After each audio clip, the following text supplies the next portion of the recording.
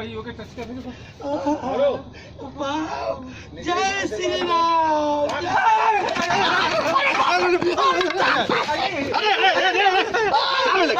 अरे माटी मूर्ति में लगा तब प्राण आ गया।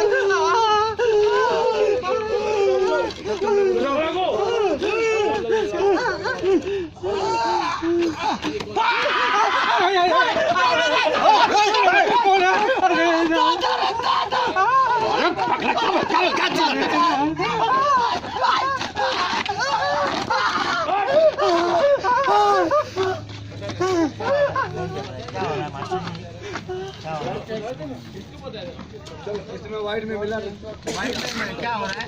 भैया ज्यादा आएंगे तो कट जाएंगे। हाँ, भैया ज्यादा आ जाएंगे तो कट जाएंगे क्योंकि लाइट को संभालना है।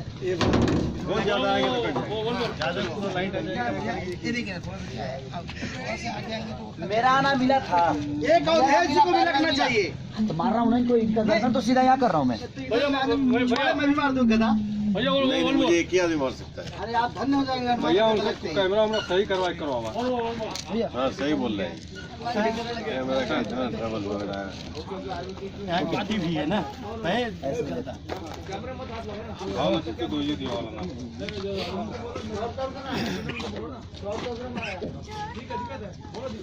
ऐसा करता हूँ, एक को बैक मारता हूँ और इसको ये मारता हूँ। कटर वहाँ से हटा रहे। सीधा लाइन के पास जानते कहाँ लगा है? वही लगा। हल्का था लेकिन और अच्छा था। उसके पीछे कारण ये है कि अच्छे परफॉर्मर नहीं है। दूसरी बात ये है कि शुरू से चाहे हिंदी इंडस्ट्री रही हो, चाहे साउथ की इंडस्ट्री रही हो, आप देख लो हीरो के बाद सबसे ज़्यादा पैसा कॉमेडियन ही लेता है। चाहे ब्रह्मानंदम साहब रहे हों, शहर हो क्या हैं, चाहे वेडू बिल्ला हो चेन्नई के। इसके अलावा हिंदी में देख लीजिए, जॉनी वॉकर से कब कोई पेमेंट पूछता था तो जॉनी वॉकर बोलते थे कि दिलीप साहब कितना ले रहे हैं, इतना तुमसे ₹1 ज़्यादा दे दीजिएगा। जितेंद्र से ज़्यादा पेमेंट लिया था महमूद साहब, जॉनी वॉकर, जॉनी लीवर, राजपाल, परेश रावल, आज संजय मिश्रा। इनके पेमेंट के बारे में कोई सोच नहीं सकता। भोजपुरी में प्रॉब्लम यह है कि हमारे यहाँ लोग अपने कैरेक्टर से ज़्यादा इतने इनसिक्योर हैं, उनको डर लगता है ये हमारा, ये हमको सिनेमा में निकाल दिया जाएगा। एक तो अपने कैरेक्टर पर कोई काम नहीं करता है, दूसरा मुझे फिल्म मिल जाना चाहिए चाहे मुझे 10,000 रुपये मिल जाए 50। तो कॉमेडी तो गायब होगी ही। उसके लिए आपको ज़रूरत है कि पहले अपना हथियार तेज करो। सिनेमा पे लड़ने जा रहे हो तो जो मुंह खोलोगे वहाँ पर तो ऑडियंस आपको देखेगा, आप उसकी कमजोरी बनेगी। आप कमजोरी बनेंगे तो प्रोड्यूसर डायरेक्टर तो आपको करेंगे, खाली मुंह बना देना, नाड़ा लटका के खड़े हो जाना, चार्ली मूछ बना लेना। भोजपुरी में पर्याय हो गया है कि जो मोटा है वही कॉमेडियन है। मेरी समझ नहीं आता हिंदुस्तान के सारे कॉमेडियन पतले हैं, ये कौन सी बात हुई? कितने लोगों ने तो अपना वेट बढ़ा लिया कि मोटा हो तो मुझे कॉमेडी बनने लगेगा। नहीं, आपका कहना है कि मोटा व्यक्ति ऐसा कोई खास नहीं, कॉमेडियन कोई भी हो सकता है। कॉमेडी का मतलब क्या होता है? धरती पे सबसे टफ काम फिल्म लाइन में कोई है तो वो है हंसाना। आप हंसते हो, जरूरी नहीं दर्शक हंसे। आप रोते हो, जरूरी नहीं कि दर्शक रोए। आप ह्यूमर क्रिएट करो, कला होनी चाहिए। कला होनी चाहिए। केले पर फिसल कर एक आदमी गिरता है, जो गिरता है वो उसके लिए ट्रेजेडी होती है, जो देखता है उसके लिए कॉमेडी होती है। तो कॉमेडी सिचुएशन से पैदा होता है, इसलिए कहा बुद्धि करके हंसाने वाली बात थोड़ी होती है। तो इसलिए हमारे यहाँ अपने ऊपर वर्क करने वाले कलाकारों की कमी है, बहुत कमी है। इसीलिए यहाँ कॉमेडी को तवज्जो जो मिलना चाहिए वो मिल नहीं पा रहा है। मनोज जी, आज आतंकवादी की शूट चली है, क्या फिल्म के बारे में क्या कहना चाहेंगे? सर बहुत अच्छी फिल्म है। एम आई राज का तो मैं फ़ैन हूँ और एम आई राज साहब के साथ काफ़ी काम किया है। प्रेम राय भाई के साथ मैं पहली बार काम कर रहा हूँ। कई बार काम करते करते डेट वेट की वजह से नहीं कर पाया। वो भोजपुरी के एक अच्छे प्रोड्यूसर हैं जिन्होंने भोजपुरी के बजट को बढ़ाया, 1 करोड़ से 2 करोड़ 2.5 करोड़ तक ले गए। अच्छा ट्रीटमेंट, अच्छी चीज़ें और प्रोडक्शन वैल्यू देख करके लगता है कि हाँ कहीं काम करने आए हैं। खेसारी आतंकवादी फिल्म में काम कर रहे हैं, वो आतंकवादी नहीं है, वो सिस्टम से ही लड़ रहे हैं। एक आम ज़िंदगी में जीने वाला साधारण लड़का है, माँ बाप भाई बहन के साथ जी रहा, दोस्तों के साथ जी रहा। इंसानी सिचुएशन उसको मजबूर करता है लोगों से टक्कर लेने को।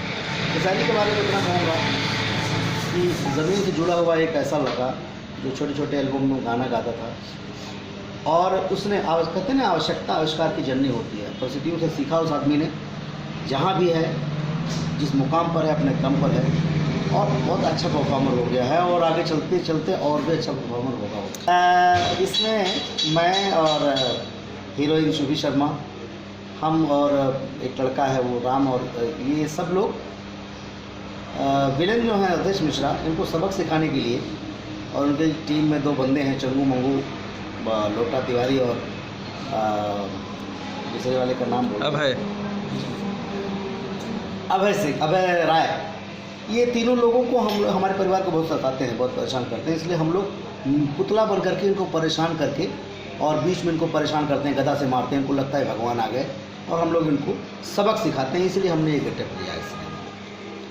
आज आप देखा जाए तो हर एक फिल्मों में आपको कॉमेडी के रूप में नज़र आते हैं, कभी कभी अलग ट्रैक पे भी चले जाते हैं जी। क्या वजह रही है?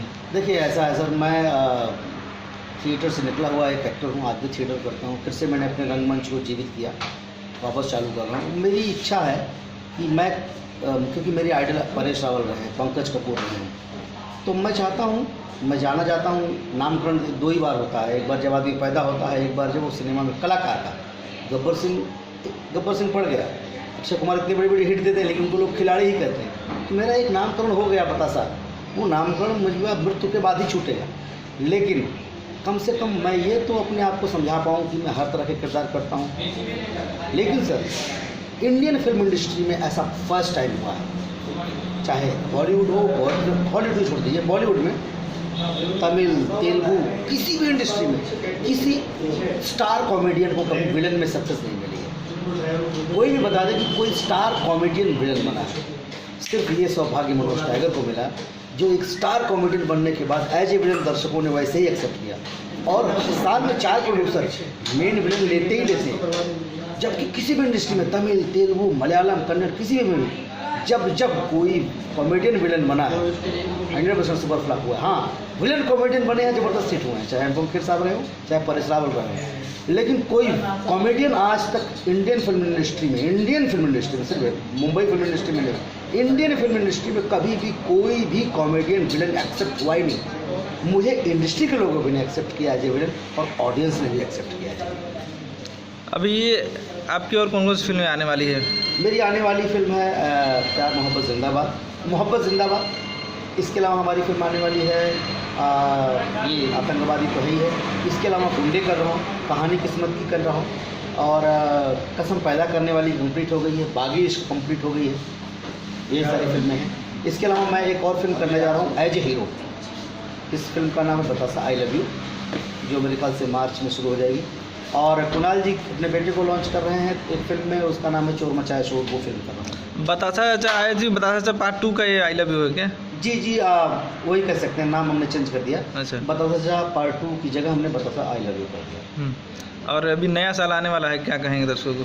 नए वर्ष में अपने दर्शकों को कहूँगा, जो प्यार आपने दिया है इस प्यार को बनाए रखें। मैं आपकी भावनाओं के साथ और आपकी उम्मीदों के साथ हमेशा खरा उतरूँगा, मेहनत करूँगा और मेहनत करूँगा। पिछले साल 102 किलो का था, और साल ख़त्म होते होते मैं अभी 90 का हो गया हूँ, और विश्वास दिलाता हूँ कि 2017 ख़त्म होते होते मैं आपको 70 किलो बन के दिखा दूँगा, फिर से वही बतासा जो निरहुआ रिक्शा वाला में आया था। अभी बात करें आपके 3 हीरो, दिनेश, खेसारी और पवन जी, तीनों के बारे में एक लाइन क्या कहेंगे आप? सर तीनों के बारे में यही कहूँगा कि तीनों बहुत मेहनती हैं, तीनों कमाल अपनी अपनी जगह पर भोजपुरी इंडस्ट्री की शान और इज्जत को इन तीनों ने बचाए रखा है। मेरी तो निरहुआ के साथ भी गजब की जोड़ी है, पवन के साथ भी गजब की जोड़ी है, खेसारी के साथ भी, मैं तो तीनों के साथ। लेकिन ये है कि मैं इतना कहूँगा कि हमारी ये तीनों स्टार भोजपुरी इंडस्ट्री के शान है। इवन मैं आने और लोगों के बारे में भी बात करूँगा, जैसे हमारा वो है चिंटू कल्लुआ है, चिंटू ने कमाल की हिट फिल्म दी, राइजिंग स्टार, और यश कुमार, ये सारे हमारे लड़के जो अभी नए उभर रहे हैं, ये लोग भी नई तरीके से, ये गोलू अपना ऋषभ गोलू, ये सारे लोग नए तरीके से अपने को प्रमोट कर रहे हैं। 2016 आपके लिए कैसा रहा? 2016 सर बहुत मज़ेदार रहा, मैं बहुत सेटिस्फाइड हूँ, ईश्वर ने बहुत कुछ दिया। कुछ मिस करेंगे 17 में? 2016 में ख़त्म होते यही मिस करूँगा, अपनी जो सुखद अनुभव है उसको मिस करूँगा, और अपने सारे दर्शकों को, भोजपुरी देखने वाले तमाम दर्शकों को यही कहूँगा कि संजय भूषण पटियाला बाबू हमको लोगों तक पहुँचाते हैं अपने इस कैमरे के माध्यम से। मैं उनसे कहना चाहूँगा कि आप नया वर्ष मंगलमय हो और इस नोटबंदी के पहाड़ को काट कर आप आगे बढ़े हैं। मोदी जी ने एक बहुत बेहतरीन योजना लागू कर दी जिससे हमारा देश भी सुधरेगा। हमारा सिनेमा इससे थोड़ा सफ़र किया है, लेकिन मुझे लगता है कि आने वाले समय में भोजपुरी इंडस्ट्री हमारी आप लोगों के प्यार से और आगे बढ़ेगी। चलिए अब मोदी जी की बात करते हैं, हम लोग चलते बातें। अभी हम मोदी जी के क्षेत्र में हैं जी। एक गुजरात है जी। गुजरात, दिल्ली, बिहार, ये यूपी, सारे जगह जो हैं, आपको कैसा लगा सबसे अच्छा जगह? सर मुझे तो ऑलवेज गुजरात अच्छा लगता है। हाँ। मुझे ऐसा लगता है कि मोदी सक्सेस इसीलिए है कि पहले उन्होंने गुजरात में अपना ताकत दिखाया। हाँ। गुजरात तो दुनिया को बता देती है कि पूरे भारत को बताती है कि आ जाओ मेरे यहाँ देख लो, हम सबसे ज़्यादा तरक्की में हैं। गुजरात का गांव छोटे छोटे गांव में लाइट 24 घंटे, रोड, सड़क, पानी, हर आदमी सुखी है, खेती अच्छी है। तो उन नेताओं को इनसे कुछ सीखना चाहिए जो भ्रष्टाचार के आरोप में घिरे हुए हैं। एक्चुअली उनको सीखना बहुत पहले चाहिए था, लेकिन वो सीख नहीं पाए, इसलिए अब उनको डंडा पड़ रहा है। तो पिछवाड़े पे अब डंडा पड़ेगा और तब कम वक्त सुधरेंगे। जितना लूटे हैं साले सब, अब ये मोदी उन सब नेताओं को घर बिठा देंगे, इतना है, क्योंकि वो सुधरेंगे नहीं, वो तो चोर है ना, सुधरेंगे नहीं। हलोल के वासियों के बारे में क्या कहेंगे? हलोल के वासी बहुत कमाल के हैं और हम लोग हलोल को हमेशा मिस करते हैं। और एक सिनेमा जाता है, दूसरा सिनेमा यहाँ आता है। वजह सिर्फ इतना है कि हलोल के लोगों को बड़ा प्यार मिलता है। जिस होटल में हम लोग ठहरे हुए हैं, इस होटल से हम लोगों को इतना प्यार है, सारा होटल, कि मतलब पूछ लेते हैं पहले, भाई यूनिट कहाँ टिकेगी? सारा में, हाँ ठीक है, फिर तो मज़ा आएगा। तो ज़रूर इतना प्यार मिला है तो समझ लीजिए। चलिए बहुत थैंक यू जुड़ने के लिए हमसे। थैंक यू संजय बाबू। हलोल में आतंकवादी की शूटिंग कर रहे हैं। लेकिन आतंकवादी टाइप का कोई लग नहीं रहा कुछ। नहीं, मैं नहीं लग रहा हूँ, अभी शूटिंग में थोड़े हीरो को आतंकवादी में बनाता हूँ। आतंकवादी वो होता है, दिखने वाला आतंकवादी वो होता है, अंदर का आतंकवादी हम दिले लोग होते हैं, यही है। सर आप तो काफ़ी बार हलोल आ चुके हैं, इस बार क्या कुछ खास है शूटिंग पे? इस बार खास है कि हलोल में वैसे जितनी बार आया हूँ, पिछली बार आया था मेहंदी लगा के रखना में, तो मेरा पाँव का वो कार्टिलेज फट गया था, उस कष्ट में शूटिंग किया था, उसमें बड़ा मज़ा लिया था, आनंद लिया था। इस बार आया तो सर फाड़ करके पहले से ही आया। ज़रा दिखाना चाहेंगे? और ये अब तो सूख गया है, वो पालनपुर में ही पड़ा था और ये उंगली टूट गई है। लेकिन सब चीज़ के बाद भी जो शूटिंग का आनंद ले रहे हैं, फिल्म बहुत अच्छी बन रही है। आतंकवादी हमारे हीरो जो हैं खेसारी लाल यादव आज के डेट में जननायक हो गए और सब लोग बहुत पसंद करते हैं। तो अच्छे पॉजिटिव माहौल में अच्छे लोगों के साथ काम करने का लुत्फ ले रहे हैं। और क्या एम आई राज के बारे में क्या कहना है? एम आई राज साहब के साथ पहले भी मैंने 2 फिल्में किया है और वो दोनों फिल्में बहुत अच्छी बनाया समझना और बहुत अच्छी चली थी। लेकिन इस फिल्म में मैं एक अलग एम आई राज को देख रहा हूँ जो एक नए अंदाज में आया है। और बहुत मैं बोलूँ कि एक नए एम आई राज को देख रहा हूँ इसलिए कि बहुत अच्छे रूप में वो निर्देशन में उतरे हुए हैं। पहले भी अच्छे निर्देशक थे, लेकिन इस बार पता नहीं क्यों लग रहा है कि सब चीज़ बड़ा सहज हो रहा है, मज़ा आ रहा है, उनके साथ काम करके बहुत अच्छा लग रहा है। इसे दर्शकों को बताना चाहेंगे खेसारी इस बार निगेटिव रोल कर रहे हैं, ऐसा कुछ आतंकवादी बने हैं कुछ? नहीं, निगेटिव रोल नहीं है वो। एक इंसान को अगर हमारे जैसा विलेन अगर इस लेवल पे मजबूर कर दे और ज़बरदस्ती उसको आतंकवादी का ठप्पा में लगा देता हूँ, निगेटिव वो नहीं है। वो तो हीरो ही हैं और वो मुझे ही मारने के लिए स्ट्रगल कर रहे हैं पूरी फिल्म में और लास्ट में जाकर के सफल होते हैं। उनको मैं ज़बरदस्ती दुनिया की नज़र में आतंकवादी बना देता हूँ। वो तो पॉजिटिव ही है। मतलब आज सिस्टम का जो स्टोरी चलती है वो आप लोग इसमें दिखा रहे हैं? जी हाँ, वो सिस्टम किसी इंसान को, एक सीधे साधे इंसान को कैसे इस मुकाम पे पहुंचा देता है कि वो गलत करने को उतारू हो जाता है। तो वही है, एक हीरो विलन की कहानी कह सकते हैं इसको, लेकिन एक हीरो का थोड़ा सा एंटी हीरो वाला इमेज इसमें ज़रूर है। वो उसको नेगेटिव नहीं कह सकते। भोजपुरी में प्रेम राय जी के बहुत अच्छे के निर्माता के रूप में उभर रहे हैं, उनके बारे में क्या सोचते हैं आप? अच्छा सोचते हैं तभी फिल्म करने आए हैं। लेकिन मैंने पहली बार उनके साथ काम किया है। उनके बारे में उनसे मित्रता, हमारी पहचान इंडस्ट्री के नाते बहुत पहले से थी, लेकिन काम करने का मौका पहली बार मिला और बड़ा सच में वो बहुत अच्छे निर्माता हैं और बहुत बड़े हो गए हैं अभी। बड़े इंसान तो हैं लेकिन निर्माता भी बहुत बड़े हो गए हैं। एक साथ 3 फिल्म उनकी फ्लोर पे है। उन्होंने कई फिल्में पहले भी बनाई हैं। तो अच्छा है जो इंसान मजबूत हो, जिनका जड़ बहुत स्ट्रांग हो, वो अच्छा ही काम करेंगे, उन पर फल भी अच्छे ही लगने वाले हैं। एक विलेन का हमेशा काम होता है फिल्म में निगेटिव, लेकिन आप रियल लाइफ में कितना निगेटिव पॉजिटिव है? एक्चुअली विलेन का काम पर्दे पे निगेटिव होता है, इसलिए रियल लाइफ में बड़े पॉजिटिव होते हैं। और ये सच है कि मैं मेरे जीवन में हमेशा पॉजिटिव ही सोचता हूँ। चोट लग गई ठीक है, बड़ी चोट से बच गया इसलिए छोटी चोट लग गई, तो यही सोचना। ये नहीं कि अरे यार चोट लग गई मर गए अब क्या करें, नहीं, ये चोट लगी कोई बड़ी पनौती हटी है हमारे जीवन से। तो हर चीज़ पॉजिटिव सोचिए, हर चीज़ पॉजिटिव होगा। नेगेटिव जहाँ हमारे अंदर थॉट नेगेटिव आया, काम भी नेगेटिव होने लगता है।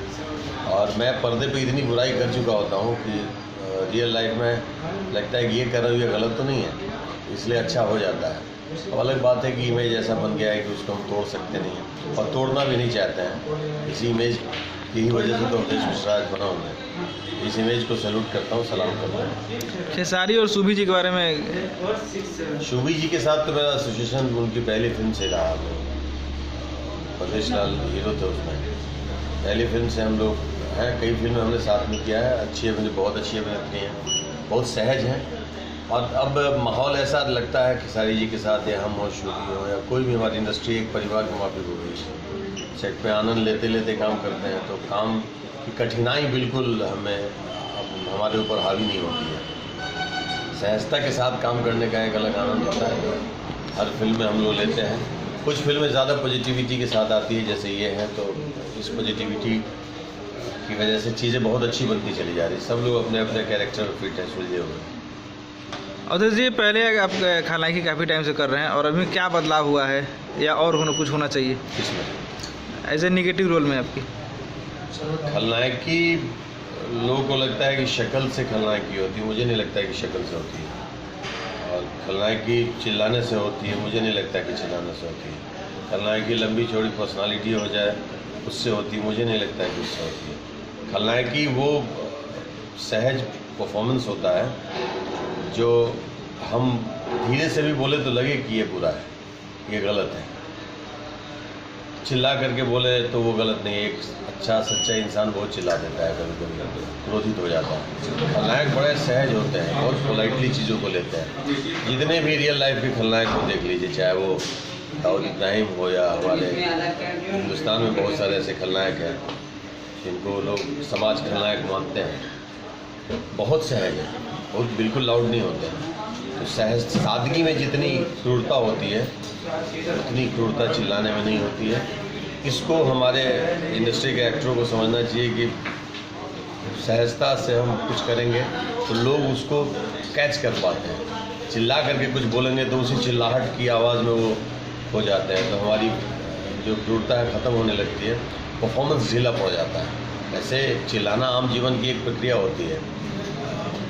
मुझे लगता है कि अभी धीरे धीरे हमारे एक्टर्स जो है बहुत सहजता की तरफ बढ़ रहे हैं। सब लोगों को लगता है कि ये रियलिस्टिक अप्रोच को लेकर के कोई भी कैरेक्टर प्ले किया जाए तो अच्छा है। और कौन सी फिल्म अभी रिलीज पे आपको तैयार है? मेरी रिलीज पे तो अभी रंगदारी टैक्स है, मेहंदी लगा के रखना है, दुल्हन गंगा पार के है, ऐसे अचानक याद नहीं आता है। बहुत सारी फिल्में कंप्लीट, लुटेरे है। चलिए, आपने रंगदारी टेस्ट का नाम लिया, तो रंगदारी टेस्ट का एक किसी स्पेशल आदमी पे फिल्म बनाया गया है, वो रोल आपको कितना कठिन करने में लगा? जी वहाँ शुक्ला यूपी के क्रिमिनल होते हैं। हाँ, उसमें एक तिवारी जो है, जो आज भी वो जिंदा है, शुक्ला मर चुके हैं, जो क्रिमिनल थे, उन्हीं पे आधारित है कहानी। एक पॉलिटिकल आदमी है, वहाँ भी यही है, एक मतलब रेफरेंस लिया गया है उस कैरेक्टर का। ऐसा नहीं है कि बिल्कुल श्री प्रकाश शुक्ला की कहानी है, वो रेफरेंस लिया गया है। वहाँ भी यही है कि मैं एक पॉलिटिकल पर्सन होता हूँ, एक अच्छे इंसान को कैसे मजबूर करके अपने अंडर में लाता हूँ, और वो इस लेवल पे चला जाता है कि वो हमसे बड़ा डाउन बनना चाहता है। क्या वो भी सिस्टम का सताया था? हाँ, सिस्टम का सताया। समाज का ही आईना होता है सिनेमा, और समाज में सिस्टम से सताए बहुत लोग होते हैं। उसको थोड़ा फिल्मीकरण, सिनेमा का रूप दिया जाता है और सिनेमा बन जाता है। सिनेमा का बेसिक तथ्य जो है यही है हमारे, खास करके भोजपुरी फिल्मों का। एक हीरो हो, एक विलन हो, एक कॉमेडी हो और एक मतलब गुदगुदी हो हीरोइनों का।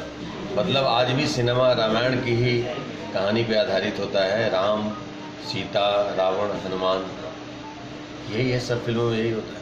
ये शूटिंग के आप करते रहते हैं, कभी फैमिली को टाइम देते हैं? फैमिली में टाइम देते हैं और जितना ही टाइम देते हैं अच्छा ही टाइम देते हैं। तो इस बार भाभी को कहाँ नया साल घुमाने लेके जा रहे हैं? भाभी को नए साल पे, मैं नए साल पे खुद ही नहीं रहूँगा, नए साल के बाद ले जा रहा हूँ उनको। मेरे एक मित्र हैं बाहर रहते हैं, ओमान में रहते हैं, वहाँ उनको लेके जा रहा हूँ, विदेश का सैर कराने ले जा रहा हूँ। और क्या क्या कुछ नया साल के लिए आप तैयारियां करके रखे हैं इंडिया के लिए? नए साल की तैयारी क्या करेंगे, सभी अभी नोटबंदी को लेकर के खुश भी हैं और परेशान भी हैं। खुश इसलिए है कि आने वाला भविष्य अच्छा होगा, परेशान इसलिए कि किसी के जेब में पैसे नहीं हैं, और अच्छा भी है पैसे नहीं है तो खर्चे भी कम होते हैं। लेकिन कुछ जो ऐसा आवश्यकताएं हैं उसके लिए पैसे की आवश्यकता पड़ती है। तकलीफ़ तो है, लेकिन इस तकलीफ़ के बाद खुशी कितनी है वो मुझे नहीं मालूम है। उम्मीद है कि बहुत अच्छे दिन आएंगे और शायद आ ही रहे धीरे धीरे। महंगाई दर कम हुआ है, लोग सुसज्जित हो रहे हैं, काले धन जितने हैं पकड़े चले जा रहे हैं, मतलब ब्लैक मार्केटिंग ख़त्म हो रही है। आतंकवाद के पास पैसे नहीं, आतंकवादियों के पास तो वो अभी बैंक लूट रहे हैं। मतलब इससे लग रहा है कि नोटबंदी से शरीफों को, अच्छे इंसानों को जो सामान्य जीवन जीना चाहते हैं उनको थोड़ी तकलीफ हो सकती है, लेकिन जो असामाजिक तत्व हैं उनके लिए तो बहुत बड़ा बम विस्फोट हुआ है। और ये बहुत आवश्यक था। हिंदुस्तान में आज़ादी के बाद ये परिवर्तन नहीं आया था और इसकी बहुत अति आवश्यकता थी हिंदुस्तान में, और इसी से उम्मीद की जा सकती है कि सच में अच्छे दिन आ रहे हैं और आएंगे। Thank you sir. अभी नए साल में क्या विश करना चाहेंगे दर्शकों को अपने? दर्शकों को कहना चाहेंगे कि देश के बारे में कहना चाहूँगा, क्योंकि अभी हालात जो हमारे हैं हम सब जूझ रहे हैं उससे, और उसको लेकर के बिल्कुल ना घबराएं। कष्ट आपको भी है, हमको भी, और उन सबको भी है जिन्होंने ये नियम और कानून बनाए हैं। इसको थोड़े दिन झेल लेते हैं, इसके बाद सच में बहुत अच्छे वक्त आने की उम्मीद है, और आ ही रहे हैं, वो दिख रहा है, भूत के पाँव पालने में दिख रहे हैं। और संचालित तो हो गया देश, अभी सब सिस्टमेटिक होते चला जा रहा है। जब समाज में ही गलती नहीं होगी तो हम भी गलत करने का नहीं सोचेंगे। तो जब एक सामूहिक रूप में सब अच्छा कर्म करने चले जा रहे हैं तो हमारे अंदर भी जो शैतानियत होगी ख़त्म हो जाएगी। नए साल पे नई उम्मीदों के साथ हम अपने देश, अपने समाज और खुद का स्वागत करें। बस यही कहूँगा, happy new year, all the best all of us. Thank you sir.